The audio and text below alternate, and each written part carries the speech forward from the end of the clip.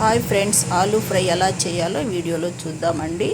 ఆలూ తెచ్చుకొని దాన్ని బాగా వాష్ చేసుకొని కుక్ చేసుకోవాలి. మెత్తగా కుక్ చేసుకున్న వాటిని స్కిన్ తీసేసి స్మాష్ చేసి పక్కన పెట్టుకోవాలి.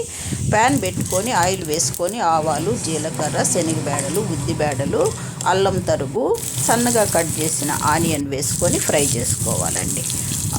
ఆనియన్లో సాల్ట్ కూడా వేసుకొని ఫ్రై చేసుకోవాలి.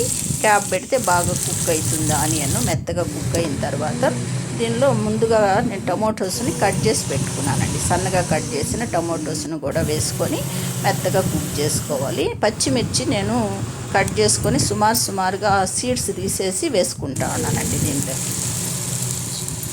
పచ్చిమిర్చి వేసిన తర్వాత మనము స్మాష్ చేసుకున్న ఆలు దీనిలో వేసుకొని మిక్స్ చేసుకోవాలండి. పసుపు కూడా వేసుకోవాలి.